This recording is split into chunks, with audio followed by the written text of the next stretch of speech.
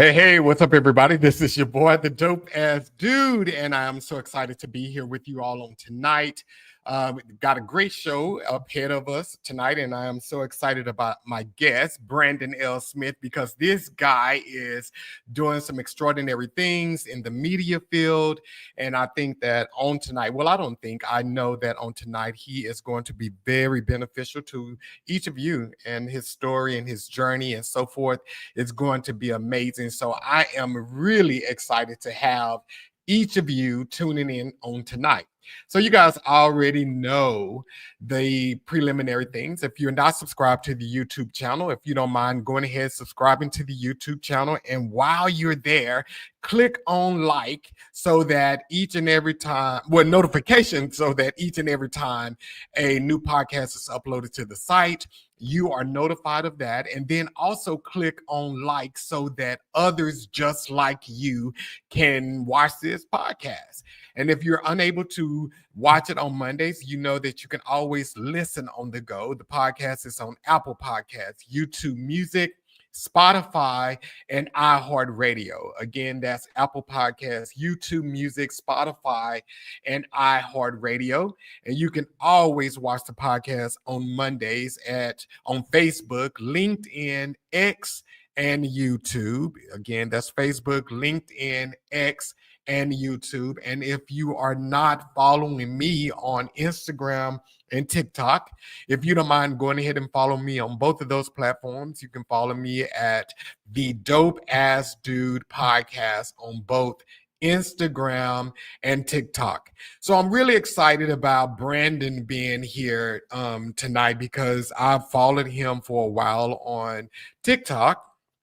And he showed up on my timeline one day, and I went and I watched one of his videos, and then I watched two of his videos, and then three, and it just kept piling up because this guy is such a creative force.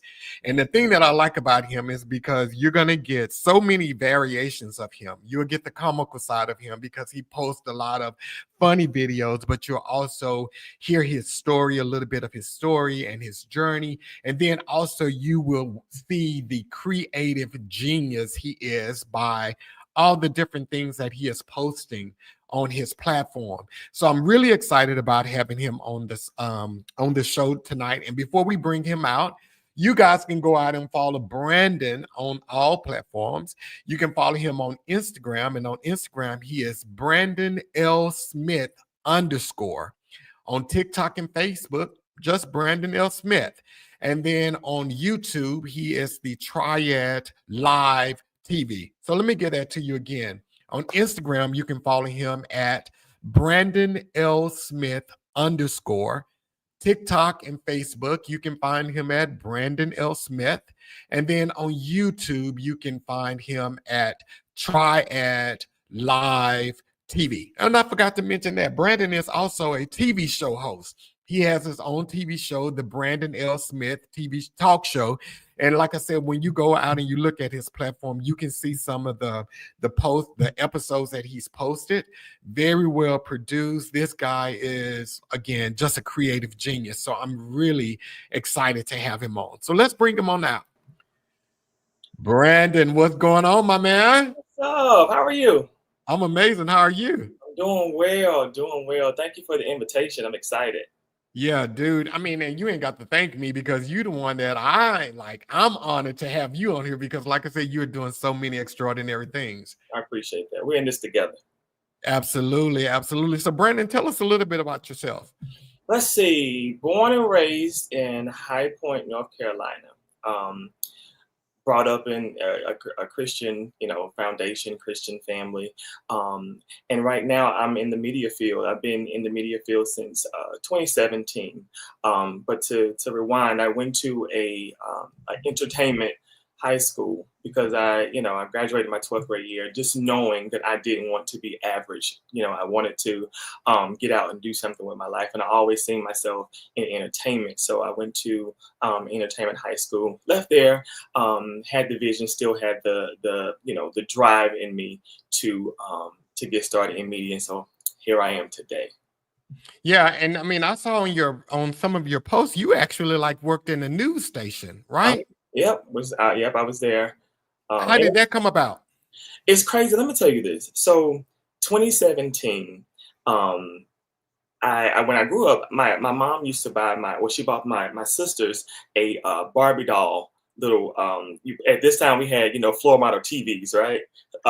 So she bought them a Barbie doll camera set, right? I took it from them and I put it in my room and I hooked it up to my floor model TV and it had a microphone and everything to it. And so what I would do, I would make them come in my room and we would always play like we were on a news station somewhere, right? And so it was no longer theirs; it was mine. And what we would do is record ourselves, and we act like we're doing the weather and everything else, right?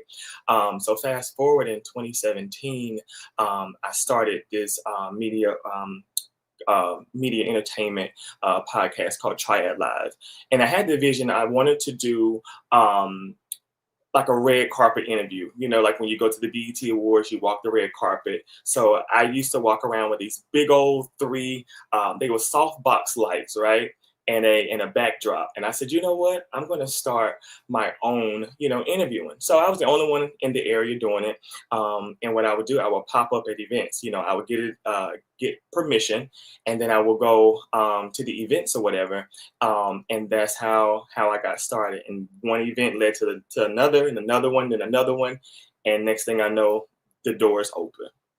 Wow, I love that. And so let me ask you this here, because a lot of times, and I think they said it's around the age 5, in between 5 and 8, when the creativity of a child is somewhat impacted and stunted. Like, so how did you keep your creativity going? Like, was your family nurturing to it and encouraging? Like, how did you do that? I'm gonna tell you this. When I kept telling them that I wanted to be on TV and do things in entertainment, they was like, okay, yeah, okay. They would just do that.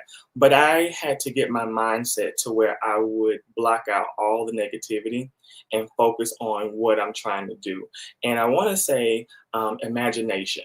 Right? Imagination, because I would sit there at the 9 to 5 jobs and I would sit here like I'm sitting in a news station. I remember when I first started, I was working at this call center.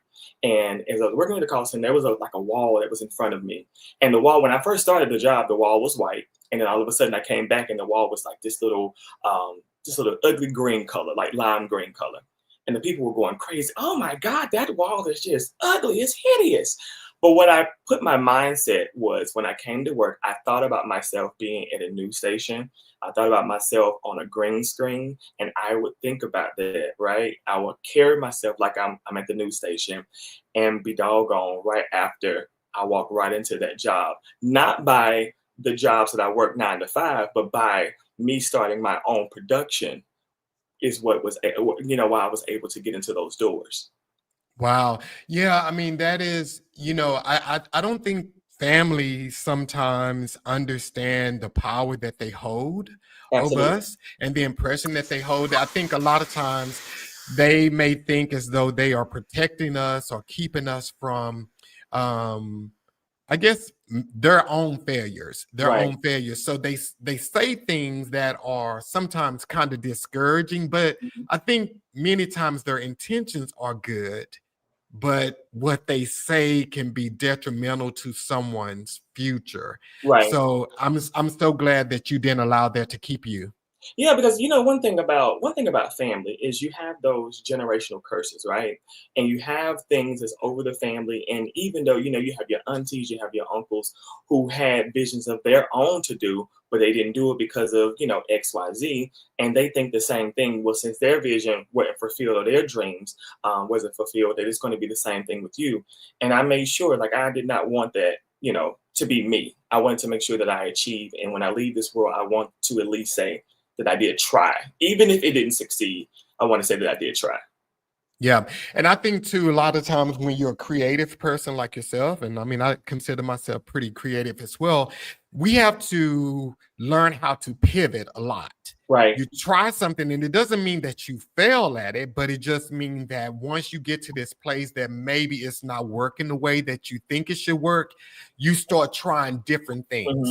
And that's where the evolution of us happen. The Absolutely. evolution of us coming. We'll see, okay, well, I started doing this here and now I'm doing this here, but in between I did this here. And we can see how everything was just a step into greater. So you have to be able to pivot in life. And if you can't pivot, yeah. You want to know how many times I've quit in my head? Yeah. I'm done with it, and I tried to walk away from it and still go work the 9 to 5. My background is finance and accounting. I'm still trying to do the finance work. But while I'm at the finance job, I'm still thinking about,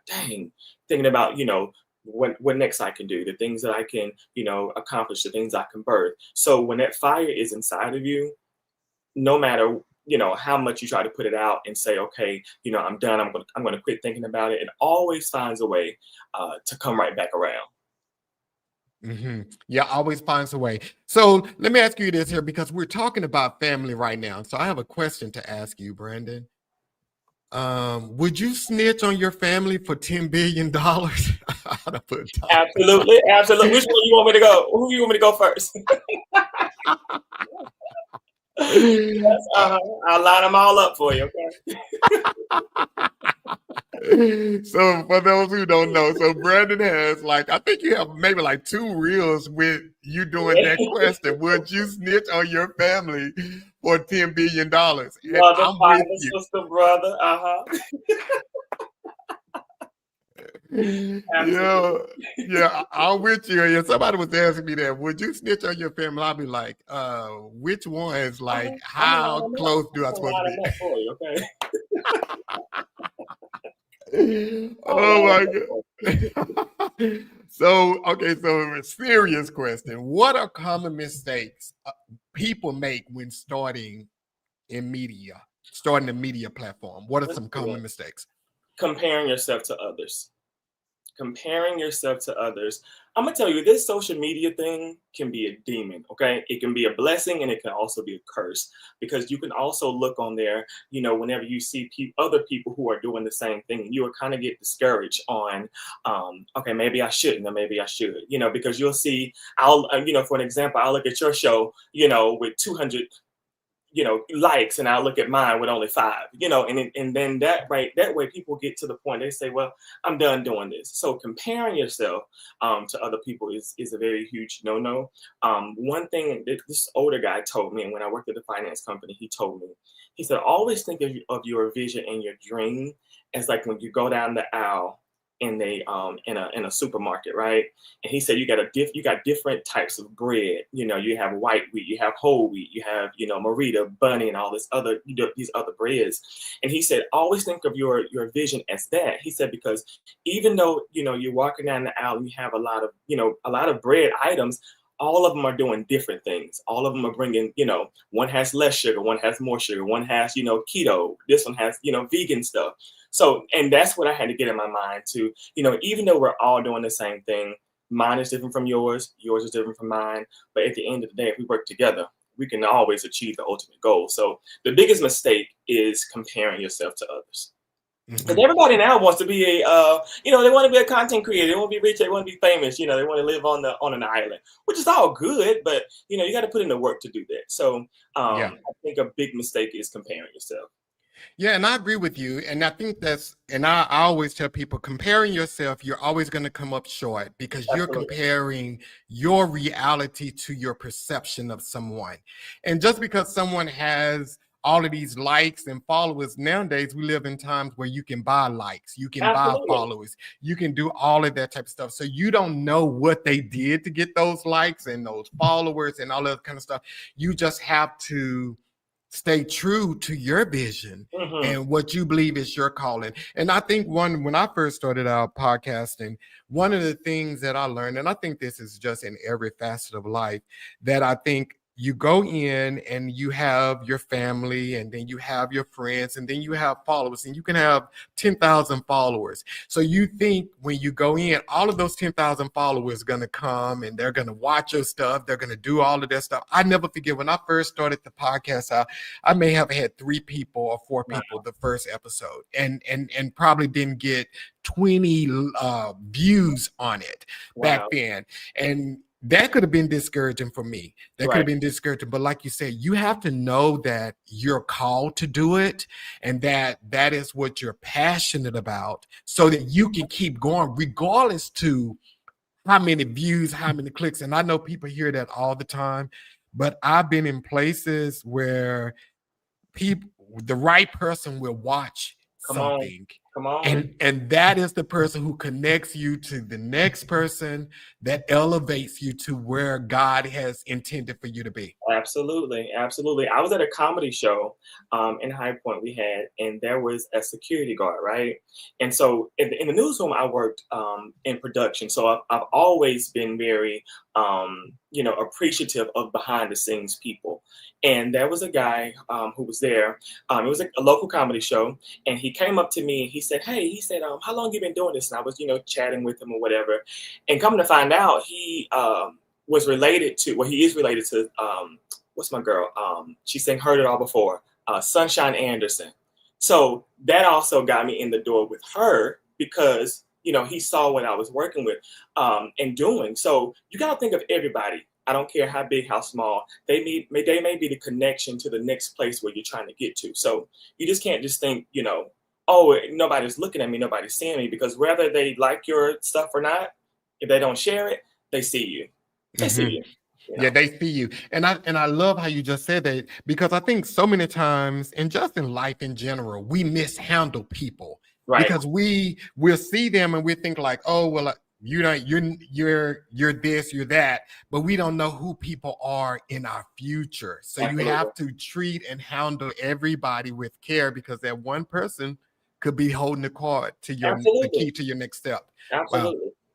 Listen, if Yeah. I don't have anything, I just have a vision. I got a smile. That's all I got. That's all I can give you. And I know that right there has opened up doors. So we're good. We're good. Okay, so I saw that okay, so let's go down your evolution here. So did you start out in radio? Because I know you had the Godly Gossip show. Mm-hmm. Yeah. Was that your first? No. I had a radio show. Matter of fact, I launched right in the middle of COVID. When the world was shut down for COVID, was my very first show. Okay. I'm like, oh my God, nobody's want to listen to me. Now we're dealing with, COVID.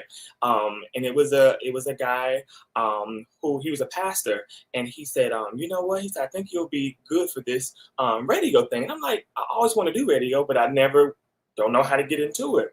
And he called me to the station, and I met with the radio manager, and had the show. And my first show was right when they shut the world down for COVID. Wow.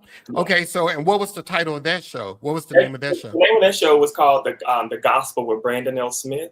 And it was like a 2-hour show. And I would bring in people, who just wanted the voice, and who needed to get the word out about their vision or about their product or about their goals. And I would open up the door, and we would just, I just bring them in and interview them. So it was the same thing that I was doing on Red Carpet, but I was able to bring them into the station to do it. So great. I still would have had the show, but a lot of people do not listen to radio anymore. Now we're doing more of, podcasting and stuff like that. So the numbers for, we rarely have any live radio shows now here in our city. I think it's like maybe only one hip hop station. So, the things with the whole dynamic has changed when it comes down to digital world. But it still allowed me to get my foot in the door. And that's when a few years later, I was on the Godly Gossip, and it was just me and 2 other ladies, never met before. We sat down. It was another radio manager. He said, "Hey, I want you to meet these ladies." We sat down and started, and we clicked, and we made it happen, and their show launched. Oh, wow. And I love that, because again, that just shows your creativity and your flexibility to be able to just vibe. Right. And I think that's what people, and I see 2 of the guys that was on the podcast before that I was on, Brown Liquor and Cigar. Kendrick is in the chat, and Omar is in the chat. And Omar then wrote, your favorite Mexican is in the chat. You're my number 2 Mexican, Omar. But we were all on a podcast together, and chemistry is so important. And I think when we were all on there, we had we had different roles, and it's almost like you're a character, I guess, a little bit. Even though we were our authentic selves, we eventually learned how to play off of each other. I was more the serious guy on the Okay. show because I Okay. was the older guy. So I Okay. was more of the serious guy, whereas Kendrick was, and I hate to say this, but he was a male whore, a man whore on the show. That's all he talked about on the show was that. And Omar just fell into his like footsteps. Omar Okay. became that because Omar was just coming out of a divorce and everything. But we all, and there was another member, Carlos, we all just meshed very well. And it grew our friendship and it grew the love that we have for one another and so forth. But I think chemistry, when you're in a group environment like that, is so key. And I'm glad that you were able to mesh well with them. Absolutely. I was, a little nervous because, you have people who you haven't met before.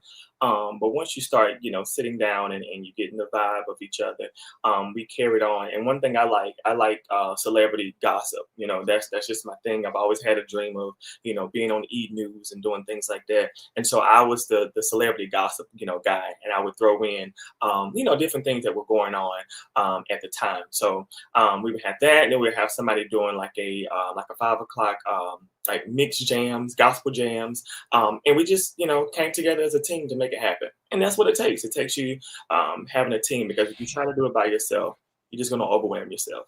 Absolutely. So so the show was called Golly Gossip. Did y'all get any backlash with the name? Absolutely. Yeah, we did. One thing that the radio manager came up with the name, and then I asked him, even when he said something about it, I was like, golly gossip. And I was like, okay. So I just made around the narrative of how, you gossip about everything else. Let's gossip about God. And that was just my tagline with that. And that's how we carried it throughout the show. Nice. Okay, so from the Golly Gossip show, where did you evolve to next?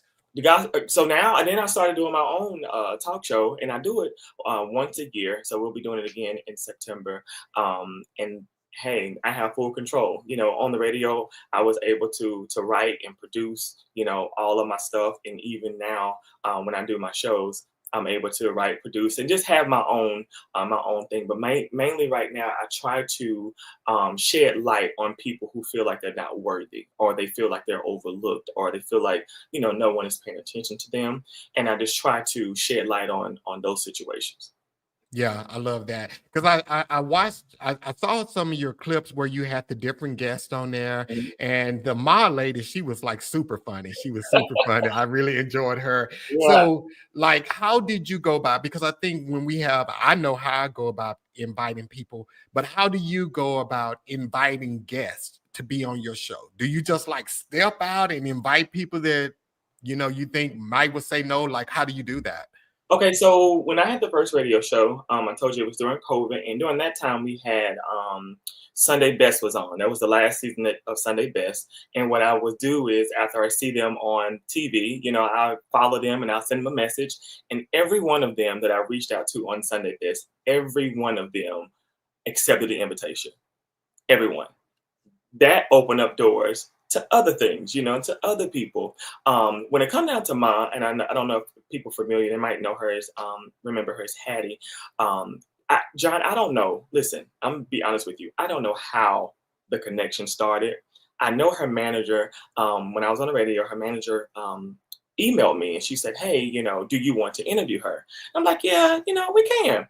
So I interviewed her like twice. And then next thing I know, she was coming to Virginia, which is an hour from me. And so the manager said, hey, she's going to VA. If you want to go sit down with her, you can. And I was like, okay, cool. So I end up driving an hour, went behind the scenes, before she went out to do her show. And we sat down and we started talking. We started laughing. It was like we'd known each other forever, right? And I left out the room. I'm like, I'm not gonna see this lady ever again. It was cute. It was nice, but it's done. And maybe about a year later, I told her I was in Atlanta, and I said, hey, I'm in Atlanta. Are you having any shows? Are you doing anything? I want to come and support. And she said, well, I'm not going out anywhere. She said, but here's my address. She said, come by my house. Come by your house. I was, okay then. So My sister drove me to her house or whatever, and I sat outside for at least a good 2 or 3 hours. And John, when I tell you that I sat there and I was just crying because I felt like my career was just at a standstill. And she said, Mhm. "Listen," she said, "I want to help you." She said, "But the only way I can help you," she said, "because you've named 10, 12 different jobs, that you want to do." She said, "You got to focus on that one thing you want to do." And she said, "You let me know what that one thing is." Again, left her house, didn't think nothing else of it. Next thing I know, she called me, and it was like maybe midnight one night, and she said, "I need you on my team." I said, "You need what?" "I need you on my team." She said, "I need you on my team. I want you to be my road assistant. I need you as an assistant. Let's make it happen." And ever since then, we've been real tight. When she go on her shows and stuff, I'm with her, handling the behind the scenes things. And now she gave me the opportunity to be in her show that's coming out on Tubi. So I promise you, it's just like I don't know. It's like one door open, and I'm not slowing down. I'm just walking through it. Um, and it's led me um, to amazing things. So to get back to your question, some people I do inbox or I email and I say, "Hey, um, could I be a part of it, or could they come on the show?" And they no 9 times out of 10 they'll tell me yes, unless the schedule can't work or whatever.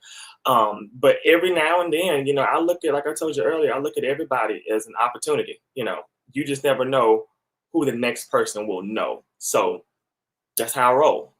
Yeah. And I think that is so key when you're doing these type of things. You can be fearful.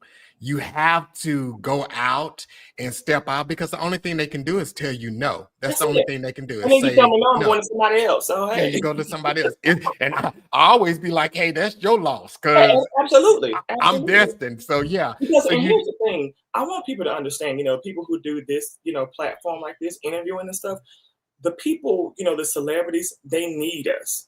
You hear me?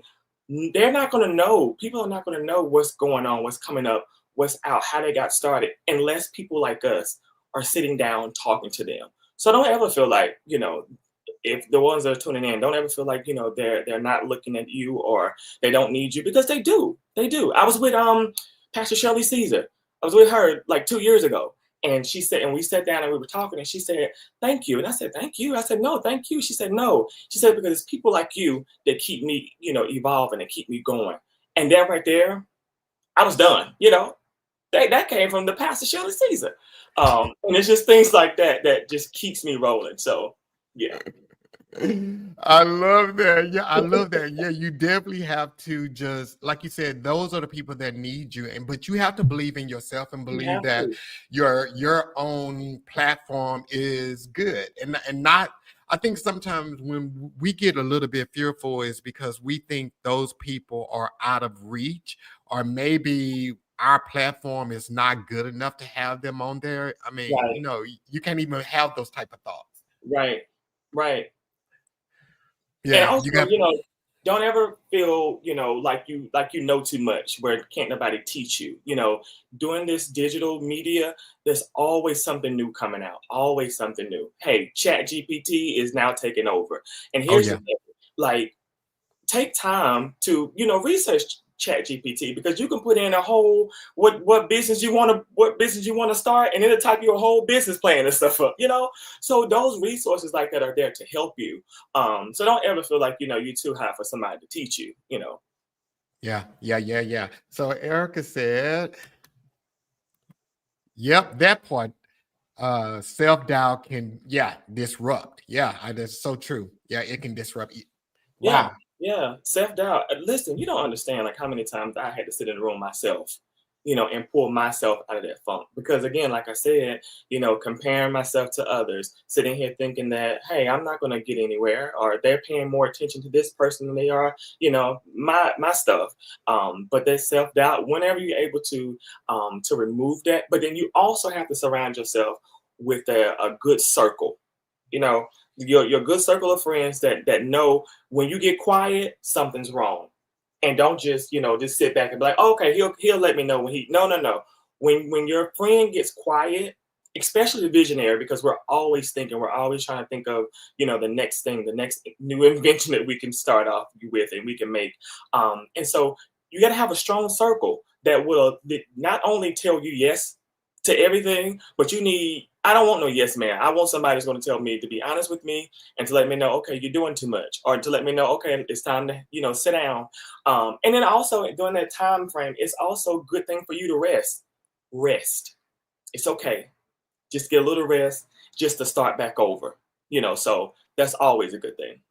Yeah, and that circle of friends is so important because you're gonna have your high moments and you're gonna have your low moments. Right. And in those low moments is when those people are key. I have a buddy that each week after the podcast is up with, they allow me time to talk to the guest or whatever, and then they'll ring me up.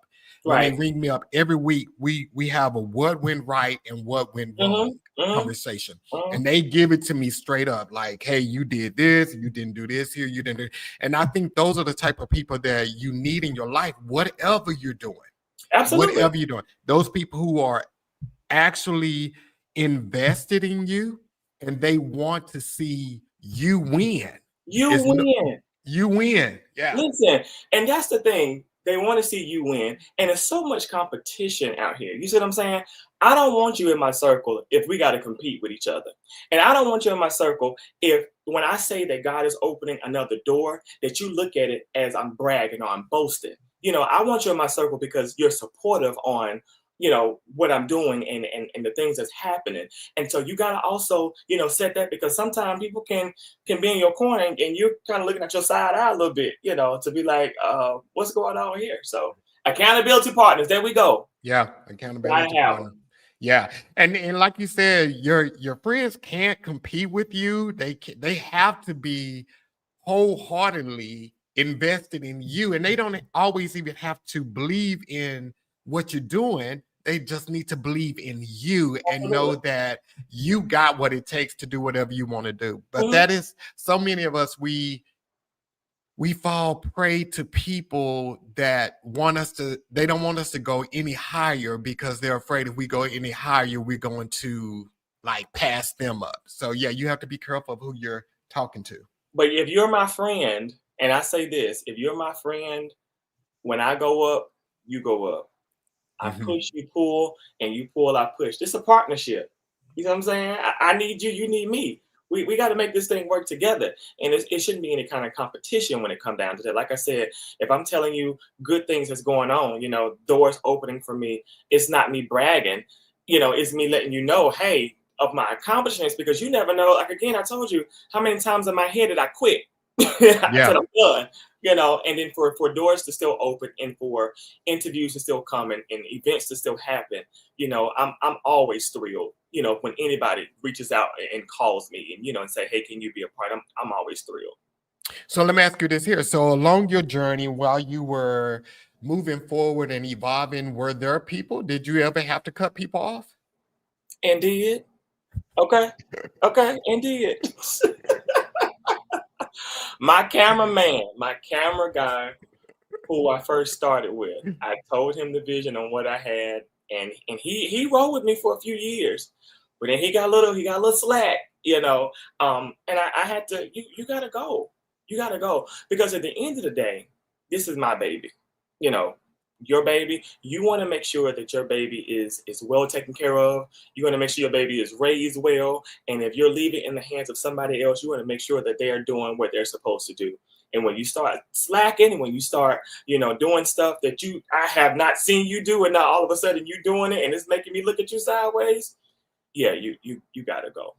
You gotta go. And it's so important. Now I love working with friends, but I dislike working with friends.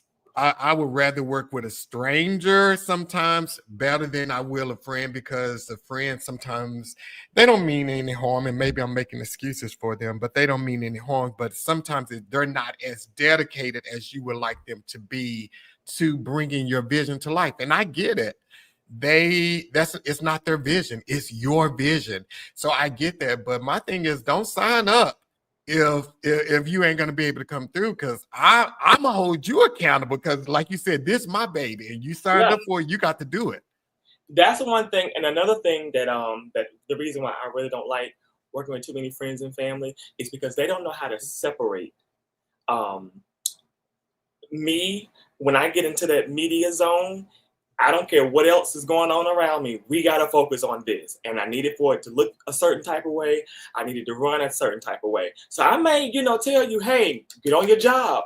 But when we get done, when the cameras go off, we can go eat now. We good. So they got to know how to separate that when it come down to work and fun time. Even though I'm enjoying it, but it's also your baby. Like, you want to make sure that you sit here and you're doing the way you envision it to go. And sometimes it's hard for that family or your friends to separate that. Yeah, it's very hard for them to separate. Okay, so this is another thing I would definitely want you to talk about a little bit. Now, this is something that I've learned over life. So there are three different types of people, I guess. So you have creatives, you have some people who are just creative, but they can't bring it to life. Mhm. So you have the creator, and then you have the implementer. There are some people who are gifted with implementing vision. So the creator, they're beneficial to them. But then you have, and this is what I consider myself, I'm both of those. If I can think it, I can do it. I can make it happen. So, like, would you define yourself as a creative and an implementer, or do you think you're a creative that I think I works would. better? I think I would do both. I think I would say both. Mm-hmm. And I would say both because I can have the vision. One thing that has really been my my saving grace is my notepad and my phone. Okay, whenever it comes to mind, I'm jotting it down in my notepad. Whenever I think about it, I'm jotting it down in my notepad. And so when I get to the point to the point where I'm thinking about it and trying to put it all together, now I have all my notes together, and I'm able to implement all of this stuff, able to make phone calls and able to do this. So I definitely say I'm the visionary and I implement it as well. Mm-hmm. And I think when you have to, for people who are wanting to start, and this could be starting a business, starting a podcast, starting a church, whatever it is, you have to identify yourself as one of those three: You do. creator, implementer, or both. One Mhm. who can do both. Because if you don't do that and you're just a creative, you're going to have all of these ideas that are going to not really manifest because that's not your gift. And Absolutely. then you have to, you have to be in tune with who you are. And it doesn't make you less or Mhm. make a person who can do both greater than you. It's just Mhm. that you understand your gift and Yeah, who you are in the cycle. yeah, and that's what happens. You have to understand what you bring to the table, because if not, you'll just be all over the place. But whenever you know what you bring to the table and how you can sit here and make the dream or the vision, the goal manifest, there we go. And it's okay, like you said, it's okay to not be, one or the other. But at least try to be one of them. If you Mhm. can't, if you can't implement it, at least have the vision to do it. And again, a lot of people are not blessed like that. So I think sometimes whenever you're blessed with both of them, like your mind is always on overload. So now I'm thinking about, 6 months from now, I'm thinking about next year. I'm like, okay, what I'm going to do this time, So you're always thinking of ways to, for in the moment and always looking away to where you can progress from. Yeah, and so does that ever become frustrating for you that your mind is constantly creating, and it's like it's so much stuff you have going on in your mind that you get frustrated because it's like, dang, I haven't finished this one here and I'm on to the next. Like, so what do you think about that? That's what a lot of people say, whenever I tell them, okay, I'm getting ready to do this. It's like, well, you still got to do, A, B, C, and D. I'm like, listen, just know I'm going to get it done either way or the other. But again, like I told you, rest.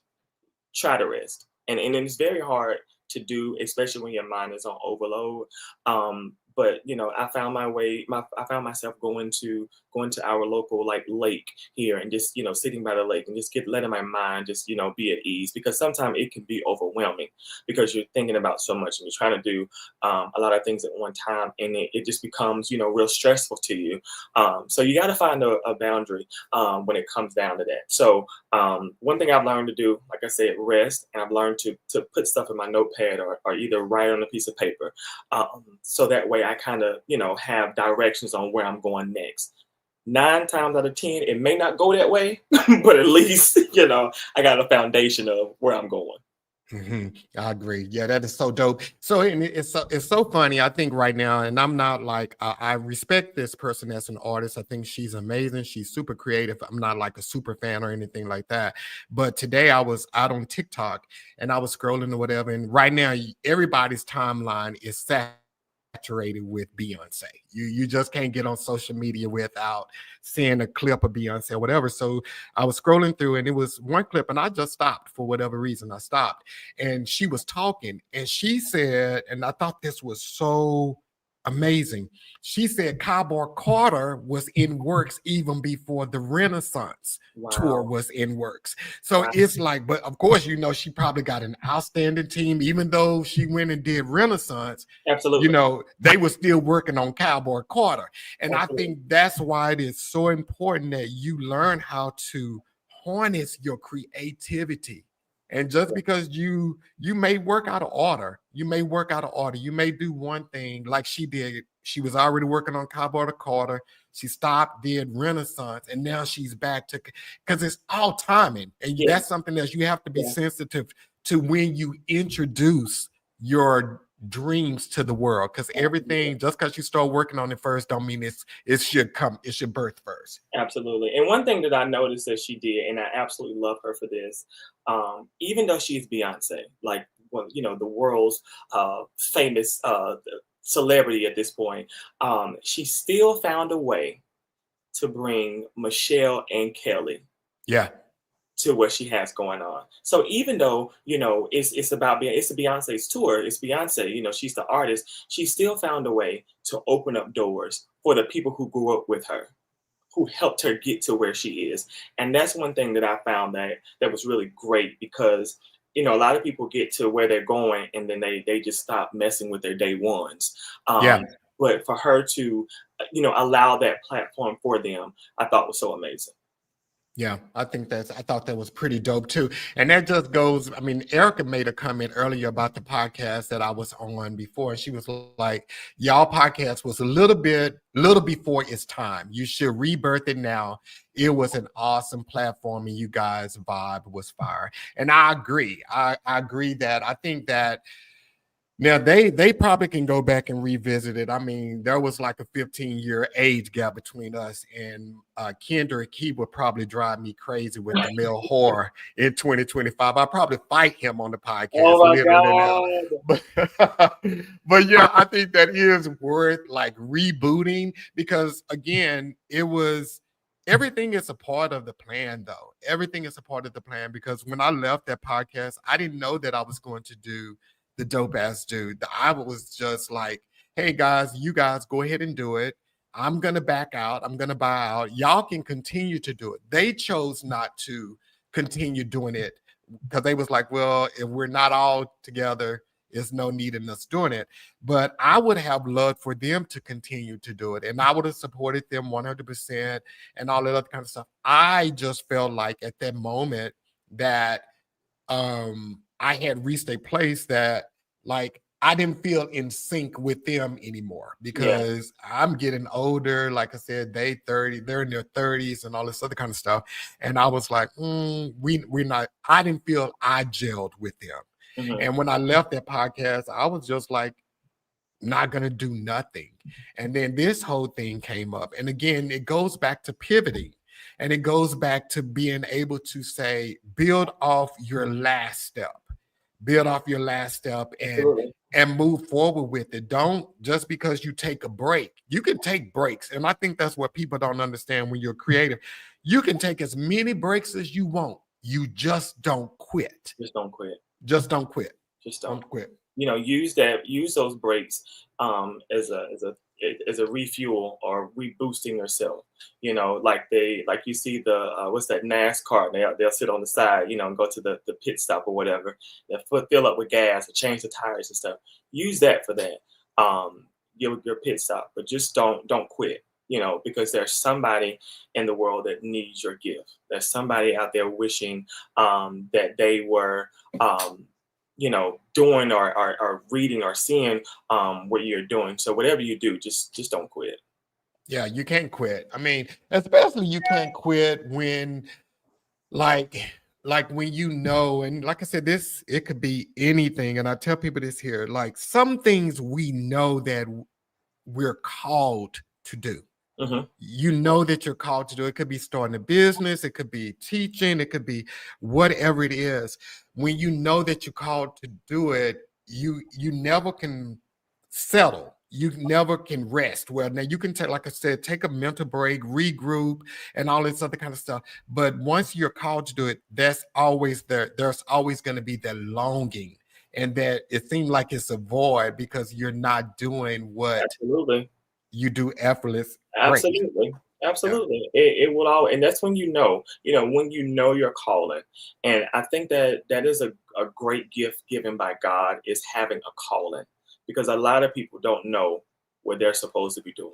A lot of people they're just walking around just be like, "Oh, okay, and I'm talking about, 40, 50, 60 years old, just being, okay with just life. And that's what I refuse to do. I refuse to, Yeah. I want everything. And when it's happening, because it's like whenever I would get a microphone in my hand, it just felt like it was just fire. It was like, okay, showtime, let's go. And even though, I'm always nervous when I do it, but I know that that's what I'm supposed to do. And I'm just grateful for the opportunities. Yeah. So, Brandon, in your time, like since you like when you were doing some of the red carpet commentaries, you interviewed some big name folks. Like, was that the have and have not Yeah. cast that you interviewed? How did that happen? Yeah, it was they was having an entertainment conference, like an hour and a half. And John, I'm telling you, I don't know half of the stuff that's going on. I was just on Instagram one day and I saw it, and I reached out to him and I said, "Hey, I would like tickets to attend the event." And I put the email in or whatever. The lady called me and I was telling her, giving her the whole red carpet background, and she said, "You know what? We need you on the red carpet." And I was like, "You want me?" And she said, "Yeah, yeah, let's come." And I was able to meet a lot of people and get a lot of different Tyler Lepley. He played Benny. I think he's married now to Miracle Watts. I had Brayley Evans. Phenomenal. And here's the thing, it's like whenever these people would come to me and they would have conversation with me, I take every advice and I put it in my mental storage, because I never know when I'm going to need whatever advice. I was just with, what's her name? Miss Shirley Murdoch, the one who sang As We Lay, Mm, very awesome, very phenomenal. And I just listen to the stories they have. And that way it helps me build on when I'm bringing to the table. Because again, the digital media is changing every day, mm. and so when these opportunities come up and I see them, again, like you said, you can only tell me yes or you can tell me no. If you tell me no, I'm going to find a back door to go somewhere else and ask somebody else. But it's just the simple fact of putting one foot in front of the other and just moving. Yeah, yeah. You got to put one foot in front of the other and keep it moving. Because yeah, when I saw some of your red, I mean, like you did the cast of Married to Medicine, I think the Yes, Atlanta yes, cast, and I saw the yes. pictures with Shirley Caesar, and like I said, the half and half. I mean, the list just continued It's crazy. I to didn't even think just about come all of on. that. You just now you're bringing that up. I forgot about all of that. Yeah, that's That's why when you crazy. text me today and you was like, "Wow, that's me." Yeah, that's you, buddy. That's you. Wow, Like that's crazy. you did some pretty extraordinary stuff, man. I So appreciate that. I it's appreciate. pretty Right dope. now, I'm in my resting period. I'm starting back up the end of next month, and so now I'm just going full force. I'm creating my rebranding a podcast, so that way I'm gonna reach out to you, so that way you can come and be on the show. So yeah, and just doing things, getting back into doing red carpet stuff, and just going to events and just making friends all over. And here's the thing, like it's not only about branding, okay? Because I've created it's called So You Want to Be in Media. And what it is helping teenagers who want to get started in, red carpet photography, who wants to get started in the news. I created that platform to open up doors for them because I didn't have that growing up. And so I created that program. It's a summer program to where kids sign up. And what I would do, I'll have, radio personalities. I would have what you call the photographers, videographers. They would all come, and it's just like 3 to 4 hours of just nothing but hands-on learning.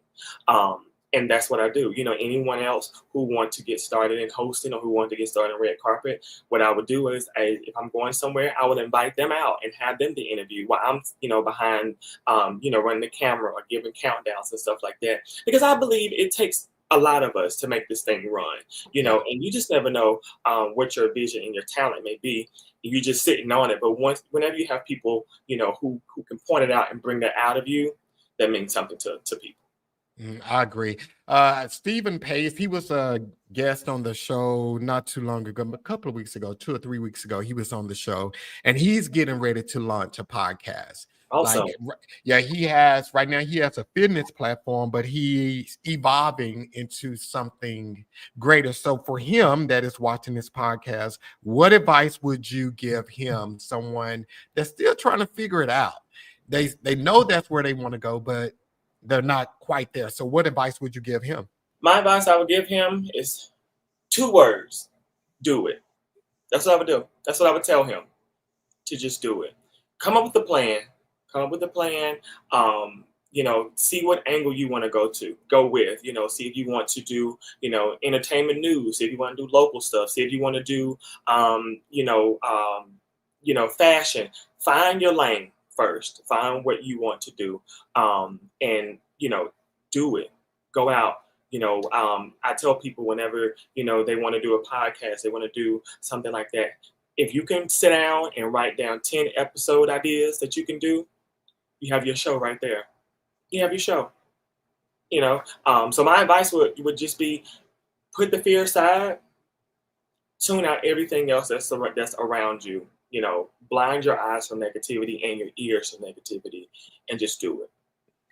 I love that. And I'm gonna expand what Brandon just said to anything that you are doing. Put the fear, block the fear, put your blinders on, and get focused on what you want to do. I mean, Absolutely. Life is too short, and many of us, like for me, I always tell people I have more years behind me than I do ahead of me. So every day, every year, I want to make it count. So I live like this unapologetic life right now. So I'm not worried about what people think, what they say, because I want to be able to, when my life expires here on earth, I want to be able to leave something that people, an impact on the world, somebody's life. I want to live forever through my deeds and my actions and so forth. So I tell people all the time, whatever it is you want to do, try it. The only failure is not trying it. If you work, a lot of people are nervous because they're like, well, what if this happened? What if that happened? But what if it happens to where it works in your favor? Yep. What if it happens now? You're on the at the BET Awards. You're on E! News. Doing things like this. What if that happens? And again, I got my TV job not by my actual 9-to-5 job, but I got it by what I started. That's how I got into it, because it was what I started. I listed on my resume. And when I talked to my manager, I said, listen, I'm freelance, but this is what I'm doing, A, B, C, D, E, F, G. He said, you're already doing the job. And then I went to school for broadcasting. And so with the broadcasting degree and also, doing my own freelance, that's what got me in the door. Nice. Wow. Nobody didn't do it for me. No, nobody, God opened the door, but other than that, it was the work that God had given me to do is what got me in. Wow. And I see Victoria just jumped in the comments. Hey, Victoria, she just graduated with her second master's, and she graduated from Dr. Dre's media school at University of Southern California. She just graduated back in May, and she's my niece, so that's how I know all of this stuff. But yeah, Victoria. and she's doing the same thing right now. You know, the funny thing, I'm glad that we're talking about this here because she's in a odd space. She's in the odd space. She just graduated with her second master's, and of course, you know, everybody wants you to get a job. Mhm. And I always tell, like, one of my other nieces, she just graduated with her master's, and I had a conversation with her parents, and I was like, give her a year to figure it out. Give her a Absolutely. year where she's not paying anything. She's staying with y'all. She's not stressed about anything. Because if she gets locked into a job, and the same thing for Victoria, if she gets locked into a job, it's hard to come out of a job because that becomes your income. You get bills, and you just, Absolutely. yeah, Absolutely. You're yeah, saying it. go, I've been there. I've yeah, been there. You know, you tend to give them all of your hard work. You know, you're giving that company who's going to be around for a long time. You're giving them your hard work, but then here you are. You're sitting here, sitting on your dream. And yep, no, you can launch your dream and have people there working for you. yep, So, yeah, yep. good advice, John. That's good advice. Yeah, I believe that. I wish, you know, there was more. And I think, you know, it is becoming a little bit better with Gen Z and Gen Z. It's becoming a little bit better with them. And millennials, their parents are a little bit more flexible than my parents was at that time. You graduate, you need to get a job, you need to get out there. And I don't care what you do, you just need to get a You gotta job. do You something. know, so but now there are opportunities. So I just say to anybody again, and I mean, I love how you said all of this tonight. You know, if you're at this place, always be open to pivoting. And I don't care how old you are, how young you are, you could be working a job now, and there may be something that you've always wanted to do. Mhm. You always wanted to do. Go for it. I'm Go not for it. saying quit your job over here. You know, you Have got common bills. sense now. Have common Yeah, sense. have common sense, but find a way that you can do this here until it can fund better than this over here. So don't get lose sight on your dreams for sure. Absolutely. Yeah, Absolutely. Good yeah, advice. yeah, You know, and that's one thing that we also have to, because when I first started, I didn't care about, you know, the money, the 9 to 5 to pay my bills. I said, no, I got this vision, I got this goal, I'm going after it. And then when I got home, I was like, you know, light bill due, you know, so you got to have common sense. So, and you may have to, you know, work yourself overload just to make sure that your vision is coming to pass. But whatever you do, just don't stop. yeah. And Eric is so funny. Erica put in a comment, uh, going through this with my son right now, recent graduate trying to find his niche. Glad he came home to get on the feet instead of getting a job and yeah, creating bills that will be dependent. Yeah, Yes, yeah. yes. And but I say this to you too, Erica, you and your husband. Kudos to you guys for creating a space for him to be able to do that. A lot of people don't have that opportunity and that space that their parents are saying, hey, come home and stay here and Absolutely. don't get all of those bills. So kudos to you as his mother and your husband as his father for allowing him to do that. I celebrate Absolutely. you, my sister. I Absolutely. celebrate And you. tell him don't be hard on himself, because all this will take time. But he just have to know what he enjoys doing. You know, if it's something in the digital world, we have a lot of digital things going on now. You have, you know, sports podcasting, you have you know, YouTube channels, you have a lot of things, and he just has to find out, you know, what it will make him happy. Yeah. So we got someone that said, okay, the first time here, your live popped up on my news, on my algorithm. Hey, that's what I'm talking about. Tuning in and taking a listen. Thank you so much, All Star. Appreciate you. So Absolutely. so for the past this whole season, this is season 10 of the podcast. I got one more episode, then I'm gonna be taking a break for about a month and a half, and then I'll come back with season 11. But what I've been trying to do every episode, Brent, I've been trying to give some money away, right? Okay. So they never get the answers right. So I'm gonna Uh-oh. give them some pretty easy questions. It's three answers. So if you've been watching the podcast, the last 8 episodes, you know these answers. So, and let me type these in. So the first question is going to be, and it's threefold. So put all three answers in the podcast at the same, I mean, in your response at the same time. So the first one is, what did Kasal say he works? What field is he in? what field he's in. And to give you guys a hint, I said that cheaters can use that job as a mean to cheat. So I just told y'all what that was.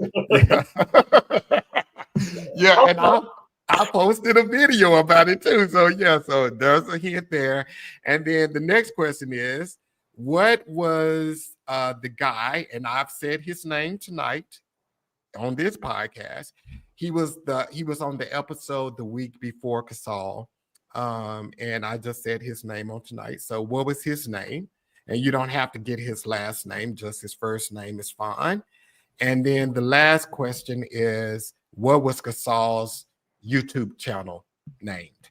What was it named? And I'm gonna give you guys a little bit of time. Well, actually, I'm gonna put 30 seconds on this clock, and we're gonna let y'all do it. And if you get this answer, I'm gonna Zelle you $200 tonight. So let me see here. Let me find the timer.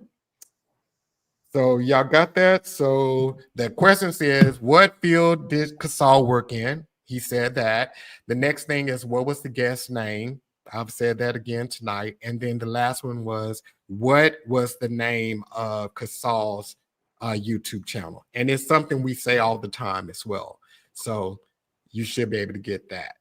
Okay, so 30 seconds on the clock now. So if y'all get it in 30 seconds, put it in the chat and I will Zelle you this money. If not, I'm going to lunch. I am going to lunch. So again, what field was Casal in? What was the guest's name that was here before Casal? And and then lastly, what was Casal's YouTube channel name? And I'm gonna give you guys 30 more seconds. I'm gonna give you 30 more seconds. So it's pretty easy, y'all. Y'all gonna like hit yourself when you hear what the answer is. So we've got 15 seconds, guys. Here we go. 10, 9, 8, 7, 6, 5, 4, 3, 2, 1. Okay, so nobody put it in there. So let me put the answers up on the screen. I thought these was pretty easy, y'all. So Casal worked in cybersecurity. And remember, I said if your person asks you to use your phone, to look in your phone, tell them I work in cybersecurity and I can't give my password out because that's what he said he do. And then the guest name that was on here before, actually, Brandon just gave him advice. Stephen Pace, that was his name. And then the last, Casal's podcast, where his YouTube channel was called the Safe Space Network. So there we go. Oh, and Eric said, and I watched with, yeah. So there you go. So, okay. So what we will do is we're here next Monday. Next Monday is the last episode. Right. Brock said, I need $50. No, you're talking about the IT dude at your job. It's Casal worked in cybersecurity. It's a little bit different than IT. Now, but I would have let that pass, but you're not getting $50. So, but we will be back next week for the season finale of the podcast, guys. And I'm really excited about it. Got some gear that we're going to give away. Actually, one of Steven's shirts, one of Casal's shirts, and we're going to have a couple of other things that we're going to be giving away on next week. And then, so see you guys next Monday, 7 p.m. Central Standard Time. And Brandon, I am so honored that you came on the show, man. Thank you for the invitation. I really appreciate it. Yeah, this has been amazing. Like I told you when I initially hit you up, we connected forever. This is bigger than both you and I. So yes, sir, we connected forever, man. Absolutely. All right, guys, we will see you all next Monday. Peace out.